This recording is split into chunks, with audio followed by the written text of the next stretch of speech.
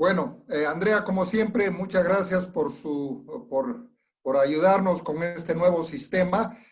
Saludos a todos los que nos ven y nos oyen a la distancia. Ya en breve nos veremos en Perú o en otros países cuando volvamos a la normalidad. Nada más con esto le damos la bienvenida a Gustavo, quien pues ahora nos va a hablar algunas de las cosas que estaban pasando antecitos de la llegada del virus, qué ha pasado con el virus, demanda, oferta, precios, y también nos va a decir un poco qué hay en la visión del gobierno para pues rescatar un sector que no solamente en Perú, sino en todo lado está muy alicaído. O sea que con esto le damos a Gustavo la palabra, unos 25 minutos, y luego unos 5 o 7 minutos de preguntas y respuestas. Gracias a todos. Muchas gracias. Confírmeme que estoy en audio, ¿correcto? Sí. Así es, señor. Sí, ya. Lo vemos. Muy bien. En primer lugar, mi reconocimiento a todos los que están demostrando gran interés por conocer qué está pasando en la industria de hidrocarburos y en el sector energético en general. En mis largos 47 años de experiencia en el sector, imagínense las canas que ya me permiten mostrar esa larga experiencia, nunca he visto una situación como esta, donde simultáneamente se han dado todas las condiciones negativas hacia el sector. Un exceso de oferta en algún momento, una caída abrupta de la demanda en otro momento, un problema que afectaba a los sistemas operativos también. Entonces, todo esto simultáneamente ha generado una crisis sin precedentes en el sector nuestro, ¿no? Y si bien vamos a hablar en términos generales de lo que está pasando, voy a enfocarme específicamente en el sector de hidrocarburos. Adelante, por favor, Andrea, con la presentación. Voy a apoyarme en algunas láminas que he preparado para tocar los puntos principales.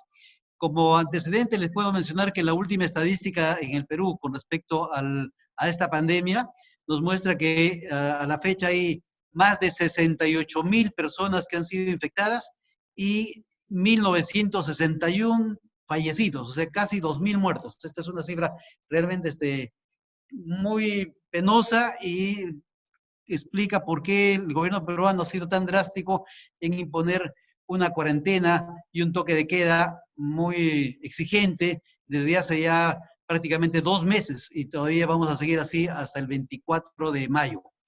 Bien, este es el índice.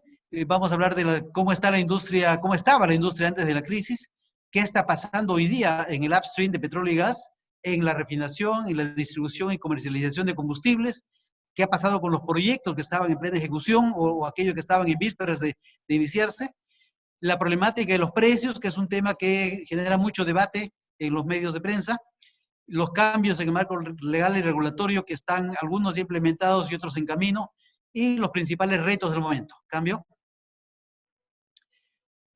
En esta lámina es una breve descripción de lo que es el Perú en términos energéticos.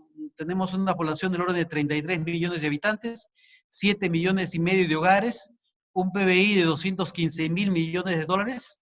Nuestra moneda ha sido muy fuerte en los últimos 25 años, casi no hemos tenido una devaluación significativa. En los últimos años está alrededor de 3.3 soles por dólar. En las últimas semanas ha habido alguna volatilidad que en algún momento llevaron a pasar de los 3.4, pero nuevamente ha regresado al número habitual, 3.3, alrededor de 3.3 soles por dólar. El parque automotor está formado por 2 millones de vehículos, 60% de vehículos livianos, 40% de pesados.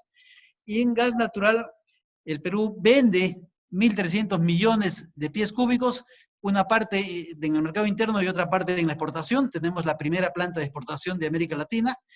Y la producción bruta es algo mayor porque se reinyecta una parte.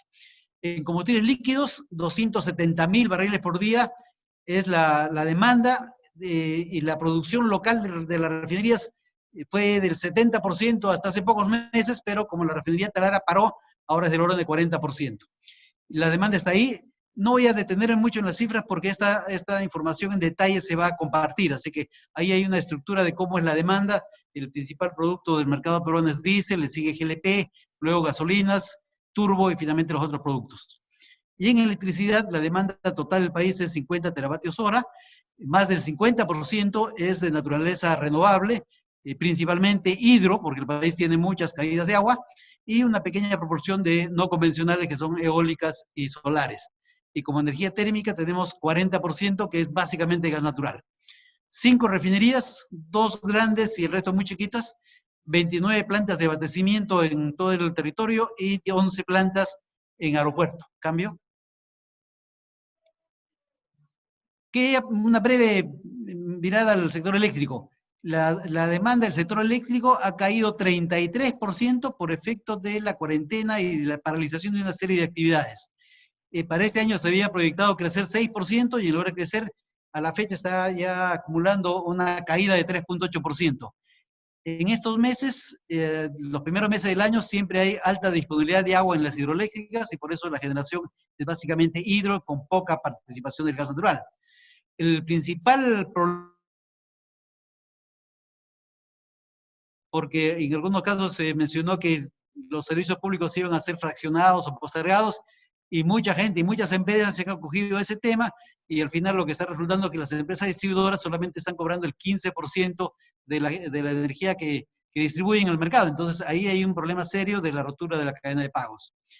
Otra novedad es que hay un proyecto para asignar al COES la gestión del uso del gas natural en la generación eléctrica. ¿Cambio? El siguiente gráfico muestra justamente cómo en el Perú cambia notablemente la generación eléctrica entre el periodo de estiaje, que es sequía, digamos, y el periodo de avenida, que es el periodo de las lluvias.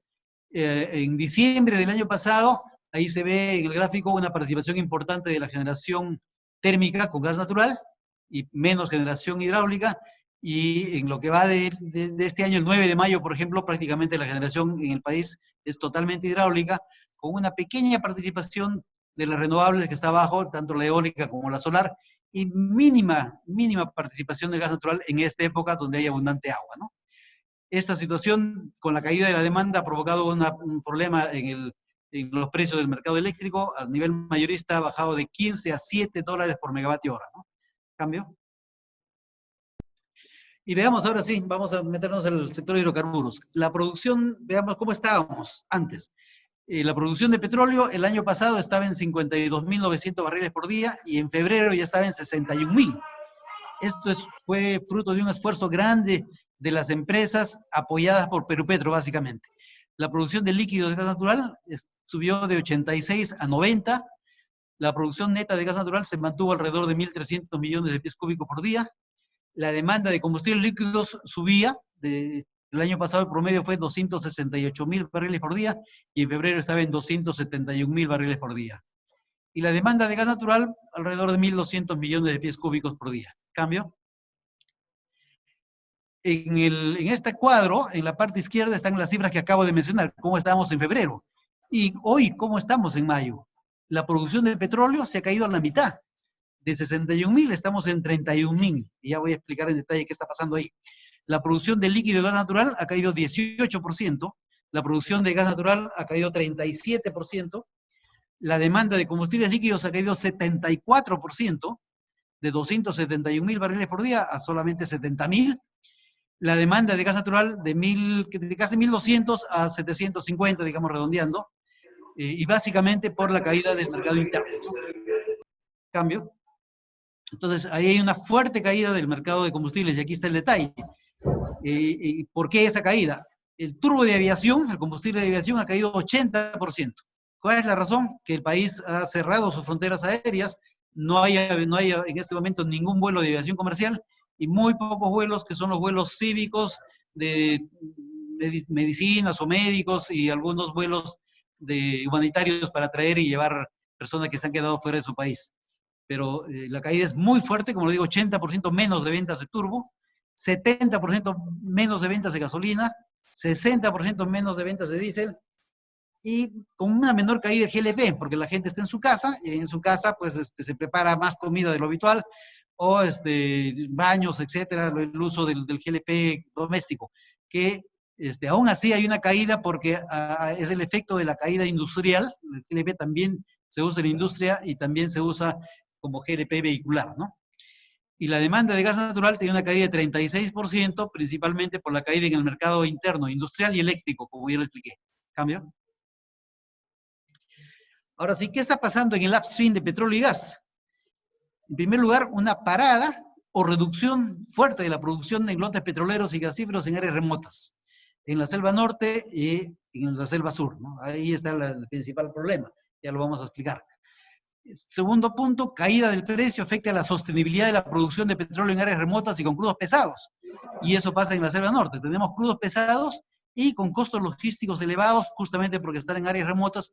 Entonces, a los precios actuales, no hay sostenibilidad, no son rentables algunos lotes y ahí hay un problema si no se recupera la cotización del petróleo, ¿no?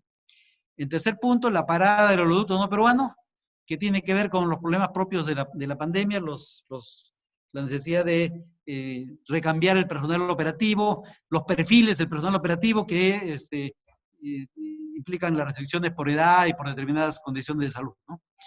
Y la pérdida de atracción de las actividades de exploración offshore y onshore remoto también, ¿no? Eso es un problema, porque el Perú tiene un potencial grande que esta situación dificulta mucho que se pueda activar en el corto plazo. Cambio. En este gráfico se ven algunas notas periodísticas, digamos, suspensión de la producción del lote 95, Petrotal, porque el producto está parado y que ya hay otros lotes parados, además, el lote 192, el lote 8, eso como lo mencioné antes, hay lotes parados ya. Eso implica también una reducción fuerte de las regalías que corresponden a los gobiernos regionales por la producción en su área. Y como la producción está parando, obviamente las regalías disminuyen, además de la disminución que refleja la menor cotización del petróleo, ¿no? Incluso la noticia de que Petroperú, por ejemplo, va a reducir su CAPEX en 250 millones este año por la situación de los bajos precios, etcétera, etcétera, ¿no? Cambio. Adelante. Ya. Este es un tema especialmente importante. En esta situación de precios bajos, es difícil conseguir que se reactive el esfuerzo exploratorio en el Perú. Y el Perú tiene dos condiciones favorables. La primera, que tiene un potencial hidrocarburífero importante, y la segunda es que tiene un mercado que hoy día está importando. La producción de petróleo, como lo mostré hace algunas láminas, ha estado en el orden de 60.000 barriles al principio de año, y la demanda de combustibles líquidos es del orden de 270.000. Entonces, hay un mercado propio y encima hay un potencial porque hay 18 cuencas sedimentarias con potencial hidrocarburos, de las cuales solamente 5 están en explotación. Y una sola tiene una condición de cuenca madura, que está Lara, que fue la primera cuenca en ser perforada con las técnicas modernas en 1863. Fíjese, es la cuenca más antigua de Latinoamérica y sigue produciendo, ¿no? Las otras cuencas tienen una producción incipiente y hay muchas otras cuencas que no han sido exploradas. Y aquí hay un drama grande, ¿no? He puesto un par de cuadros. En el año 2009 había 87 contratos y la mayoría eran de exploración. En la última estadística disponible indica que tenemos solamente 39 contratos y solamente 13 en exploración. Y si la situación de precios no mejora, esto va a ser bien difícil de remontar. Y el Perú tiene potencial y hay que saber aprovecharlo, ¿no? Cambio. Cambio. Aquí está justamente una rápida visión de ese potencial. Aquí estamos hablando de los recursos prospectivos de hidrocarburos. En petróleo, 15.000 millones de barriles y algunos ya identificados en esas áreas en actual operación, que son los barriles en negro, y más 8.900 millones en áreas no operadas, que son las áreas que están pendientes, digamos, de exploración y de contratación. En gas natural tenemos un volumen prospectivo ya identificado en las áreas conocidas, digamos, entre Camisea, Madre de Dios, etcétera, en el offshore también, pero en áreas no operadas hay 26 TCF, y el total es 35 TCF. Entonces el potencial, tanto en petróleo como en gas, es importante en el Perú. Y el mayor reto es encontrar los mecanismos que permitan aprovechar ese potencial y ponerlo en el mercado, ¿no? Cambio. Adelante. Ya. Este gráfico muestra la propuesta de Perupetro, de Ceferino Yesquen, el presidente de Perupetro. Hace algunos meses él anunció que el Perú estaba en condiciones de levantar la producción, que en ese momento estaba en 40.000 barriles por día, y alcanzar 100.000 barriles por día el año 2023, sin necesidad de descubrir nuevos yacimientos, porque los ya descubiertos y que estaban pues, de alguna manera postergados por diversas razones, si lográbamos poner esos yacimientos en operación comercial, el Perú iba a aumentar su producción más que duplicar, de 40.000 a 100.000, ¿no? Y estábamos en camino de hacerlo. Ya hemos visto que en 2019 ya había empezado a subir y en este año estábamos ya por encima de 60.000 barriles y en algún momento, en los primeros meses, se alcanzó inclusive la cifra de 70.000 barriles. Esto refleja el esfuerzo de las contratistas, de las empresas, con apoyo de Perupetro y del Estado en general, ¿no?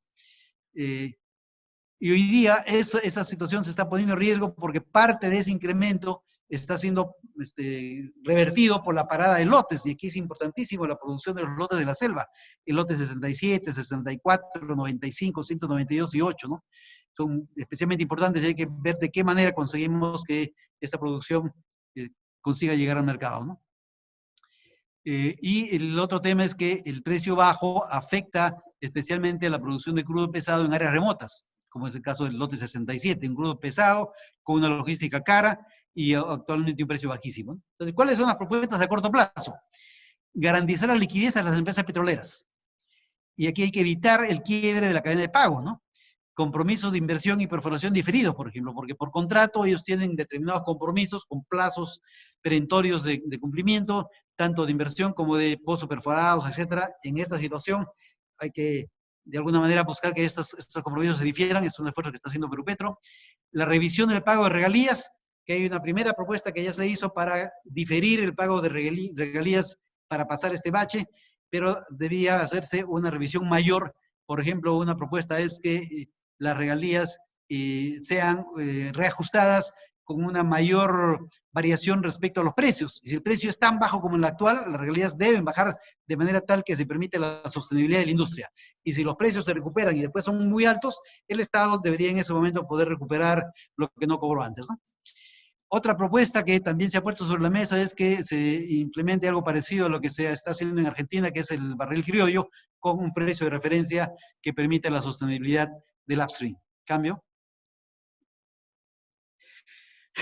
Hay diversas medidas que se están implementando o analizando en el marco legal y regulatorio. Por ejemplo, una que ya se implementó es la mejora y flexibilización del reglamento de calificación de empresas contratistas del upstream.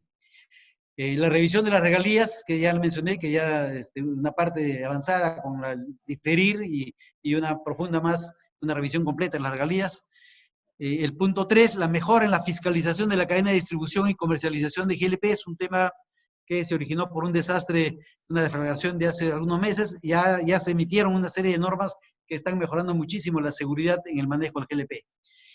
El punto 4 también ya se implementó la flexibilización para que SUNAMIN autorice actividades que aseguren la continuidad de las operaciones, tanto en el upstream como en el downstream. Por ejemplo, los tanques están llenos porque llegaron importaciones y la demanda se ha caído, entonces los tanques están repletos. Las refinerías tenían que parar si no hay dónde almacenar, entonces tiene que autorizarse el uso de otros tanques que quizás fueron originalmente previstos para otro uso, pero que en esa situación tienen que ser autorizados, ¿no? Cosas como estas se están manejando.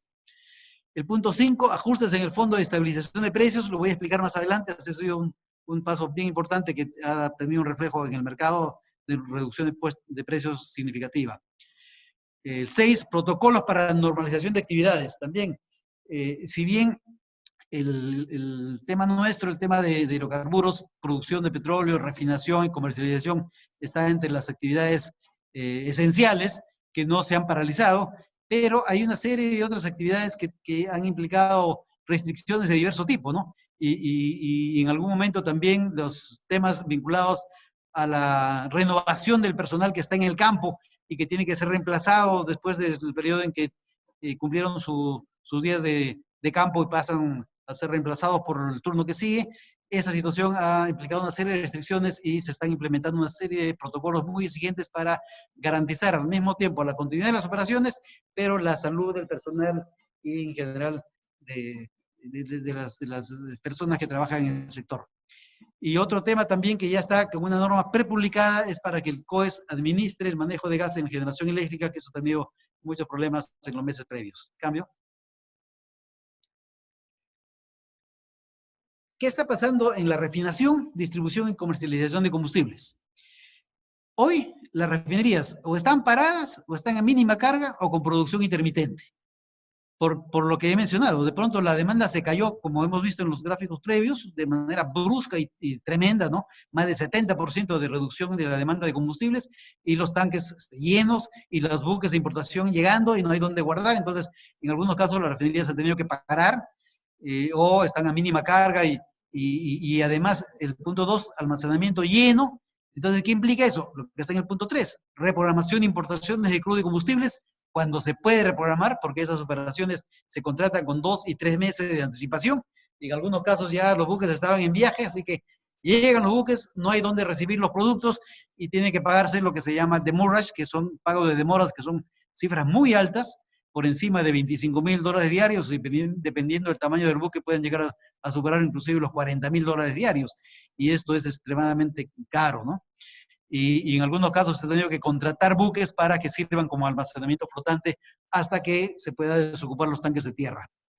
Y en la práctica, al final, eso se convierte en un problema muy serio, que las refinerías tienen stock caros, por todo lo que he comentado, se compraron hace tiempo, llegaron, no pudieron descargar, he tenido que pagar demurrage, contratación de almacenamiento flotante, una serie de costos adicionales, y ahora tengo que venderlo a un precio más bajo porque los combustibles bajaron a nivel internacional. Entonces, ese es un problema que está generando pérdidas serias en el rubro de refinación, ¿no? Y en general, la comercialización igual sería si no hubiera refinerías, si tuviera que importar, pasaría igualito. Los importadores habrían comprado a un precio, y llega el producto, no se puede descargar, hay que pagar demoras, hay que pagar almacenamiento flotante, y cuando lo quiere vender, lo tiene que vender más barato y perdiendo unas cifras muy altas, ¿no? Cambio. ¿Qué está pasando con los proyectos? El proyecto de la nueva refinería Talara, que es el proyecto más importante del sector, y tuvo que parar por los efectos de la pandemia y la paralización laboral, y está postergado por lo menos un trimestre, dependiendo de cómo sigan estas paralizaciones de la pandemia, y se había anunciado el primer trimestre, ahora estaríamos seguro que sería no menos el segundo trimestre, ¿no? También se estima que estaría postergada, de hecho está postergada, la licitación del proyecto de distribución de gas en 7 regiones. Se había programado para el primer trimestre, y en eso llegó esta situación que ya ha postergado, y todavía no hay una fecha para este tema. El punto 3 es la definición del gasoducto en el sur, el proyecto de infraestructura más importante para el gas natural y que permitiría realmente la masificación del gas en el sur peruano. Esto está pendiente, el último informe de la consultora que debió presentarse en marzo de este año, y ahí se ha paralizado todos los temas nacionales e internacionales vinculados con este tipo de situaciones, ¿no? Y también, evidentemente, postergadas las licitaciones para lotes petroleros. Y ahora veamos el tema de los precios. Este es un tema que genera siempre tremendo debate, y es que hay muchas cosas que no se conocen. Y para que desmitificar el tema, voy a hablar inclusive de qué estaba pasando en febrero, antes de esta situación. Fíjese, y aquí está la lista de precios. He tomado la lista de precios de Petroperú, pero la lista de precios de Petroperú se parece mucho a la lista de precios de Repsol, que pequeña diferencia, porque en el Perú el mercado es libre, me olvidé de mencionarlo, el Perú es un país con mercado libre en todos los aspectos. Entonces los precios, los contratos, todo es libre, hay que cumplir la regulación técnica y reglamentaria, pero es libre. Entonces la diferencia de precio entre Petroperú, Repsol y los importadores es centavos para arriba y para abajo, muy pequeña diferencia, ¿no? Esta es la lista de precios de Petroperú, que es la más visible porque es el líder del mercado. Entonces, por ejemplo, la gasolina 95 en febrero, Petroperú cobraba 7 soles 63. Creo que para la mayoría de personas que están escuchando eso se van a caer del asiento cuando escuchen eso. La gasolina 97, 7 soles 63. Pero lo que uno veía en las estaciones de servicio era un precio bastante lejos, prácticamente el doble, y en algunos casos más del doble, porque yo digo que los precios son libres y cualquiera puede escoger entre un precio barato o un precio caro de una estación de servicios, dependiendo del gusto de cada uno. Pero lo que está en el extremo derecho es el promedio. Entonces, 14.89. ¿Qué ha pasado para que prácticamente se duplique el precio? Primero, el efecto de 3 impuestos. El impuesto al rodaje, que es 8%, el impuesto selectivo al consumo, que es un monto fijo, es 1 sol 13, y el impuesto a generar las ventas, que es 18%, pero ese 18% es por encima de los impuestos, inclusive del precio de Petroperú, más los impuestos. Ese es impuesto sobre impuesto. Y al final, el precio ex planta, ¿no?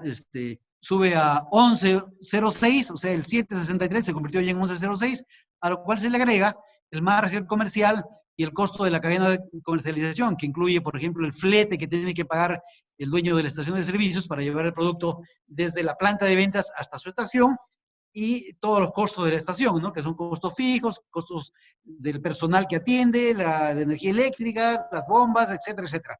Entonces, eso explica por qué el precio que en la refinería está prácticamente a la mitad, en la estación de servicios prácticamente se duplica, ¿no? Y ahí está cada producto. No voy a detenerme porque no hay mucho tiempo, pero ahí está todo el detalle. ¿Cambio? Adelante. Esto es algo que les prometí explicar. ¿Qué implicó la decisión del gobierno de retirar al diésel automotriz y al GLP, al gas licuado de petróleo, del Fondo de Estabilización? Ese mecanismo funciona de dos maneras. Cuando el precio fija un fondo, una banda de estabilización. Si el precio sube por encima de la banda, entonces el fondo compensa.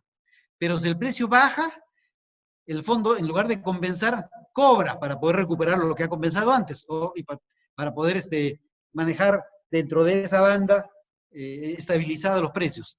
Entonces, ese fondo que antes manejó todos los productos, en los últimos tiempos solamente ha estado manejando en los combustibles domésticos, digamos, el GLP envasado, la garrafa, ¿no? La garrafa de gas propano, y el diésel automotriz. Entonces, en este año, el GLP ha estado desde enero hasta el último día, hasta el 27 de abril, un día antes de que se retire, ha estado en aportación. ¿Qué quiere decir? Que se ha estado pagando al fondo, ¿no? Devolviéndole al fondo toda la compensación previa, y eso en algún momento llegó a ser por encima de 50 centavos el kilo. Y recordemos que el balón doméstico de gas tiene 10 kilos. Por lo tanto, esto significaba más de 5 soles de sobreprecio, a lo que hay que agregarle el IGB, que es 18%. Entonces, en la práctica estaba significando casi 6 soles digamos, de sobreprecio por efecto de la aportación del fondo, ¿no? En las últimas semanas esto empezó a bajar, pero ahí fue ya que el gobierno decidió retirarlo y por lo tanto eliminó ese sobreprecio. Y en el caso del diésel, empezó el año con una compensación, o sea, el diésel estaba ayudando a que el precio del diésel no suba de precio. Después hay un periodo en blanco, porque estaba dentro de la franja de estabilización, y cuando el precio siguió bajando, entonces le tocó al diésel aportar, y ahí la aportación subió hasta pasarle 2 soles 50 por galón. O sea, llegó un momento en que el diésel automotriz estaba aportando 2 soles 50 por galón al fondo. En este momento, el 28 de abril, ya entró en vigencia la exclusión y automáticamente desapareció ese sobrecosto, ¿no? Cambio. Ahora señor Gustavo, muchas gracias. Estamos justos de tiempo. ¿Qué le parece si pasamos a las preguntas? A ver, déjeme ver un ratito, a ver lo que sigue, a ver, avance velozmente para ver si hay algún tema importante. Creo que las conclusiones. Esto ya ahí, lo dejo para que ustedes lo analicen. Este cuadro muestra el precio máximo, el precio promedio y el precio mínimo del mercado. Como le digo, los precios son libres. Hay algunas estaciones que bajan de precio y algunas que no. Ahí lo pueden ver y ustedes saquen sus propias conclusiones. Cambio. Eso está en el diésel. Cambio, avance nomás. Los retos. ¿Cuáles son los retos? Mantener y aumentar la producción de petróleo y de combustibles líquidos. A ver, los retos. Veamos los retos, por favor, una antes. Los retos principales. Mantener y aumentar la producción, atraer la exploración. Este país tiene un potencial enorme. Superar las restricciones para la operación de las plantas y de las refinerías por ese perfil de las personas mayores o vulnerables, que eso afecta a las operaciones. Educación a la población sobre el traslado de precios, todo eso que ha explicado de los precios, es bueno que la gente lo pueda entender. Hay que impulsar todo el esfuerzo del Viceministerio de Hidrocarburos que se creó hace poco, reanudar la implementación de los proyectos de infraestructura, eso es especialmente importante, apenas se pueda.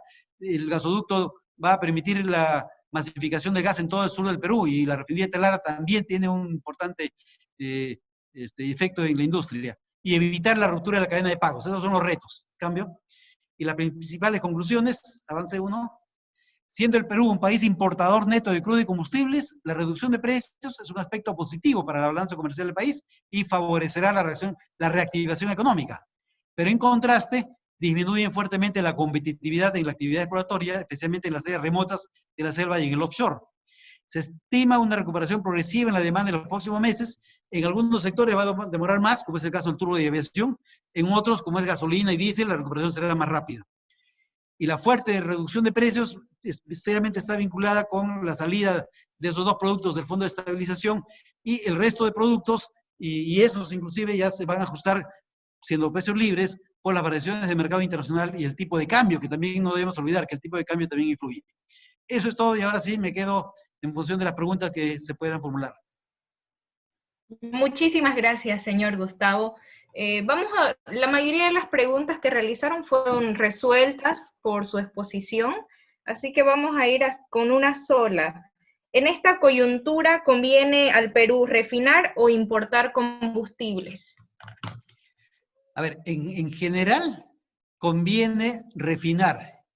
Y ya he explicado que la situación que están sufriendo hoy día las refinerías pasaría igual si no existieran refinerías y habría importadores. Los importadores habrían hecho contratos con 2 meses de anticipación o 3 meses de anticipación, llega el producto, los tanques llenos porque la demanda se cayó y tienen que pagar demoras y tienen que pagar almacenamiento flotante y todo eso, ¿no?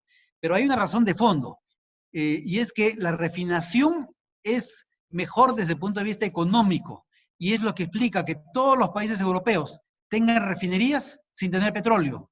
Y es lo que explica que países vecinos como Chile, Uruguay y muchos más tengan refinerías sin tener petróleo. Es más barato mover petróleo, o sea, es más barato transportar petróleo que transportar productos refinados, y más seguro también.